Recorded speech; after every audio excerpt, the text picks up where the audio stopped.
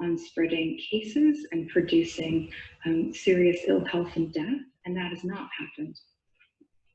And in fact, something surprising and unexpected has happened. And that is we move from this picture we're looking at right now of 20 years of prison growth from 6,000 to 8,000 people to sudden and significant prison population decline. And what we're looking at here is 3 months of lockdown in Scotland, which has wiped out 13 years, the equivalent of 13 years of penal growth. Some of this was produced by early release powers granted in emergency legislation for COVID, but that was the release of people who already were within weeks of their sentence release, sometimes months, and does not account for the full drop. So there's other things going on that will need to be investigated, but the message is clear, is that we've achieved reform without reform. We've achieved the aims of decades of hopes around reducing penal excess in Scotland in just 3 months.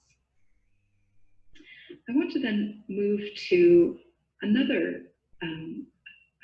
world movement, which has been Black Lives Matter in response to the killing of George Floyd in Minneapolis, Minnesota, in the United States. The killing of George Floyd has reactivated, regenerated, and caused a huge flourishing in the Black Lives Matter movement within the US and globally. It has shifted the language and debates of abolition from radical marginalized spaces to center stage into public, national, mainstream spaces. And that, I think, means that we need to bring it into this space. And it's incumbent on us to try to reckon with how these kinds of debates and the problems that they're responding to are relevant for Scotland and are relevant for the UK and might have some impact on how we think about reform.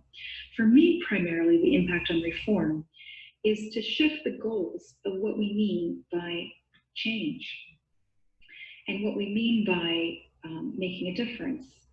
I think that I have been focused, like most people in criminology, on reforming criminal justice by working within criminal justice through sentencing change, through prison policy change.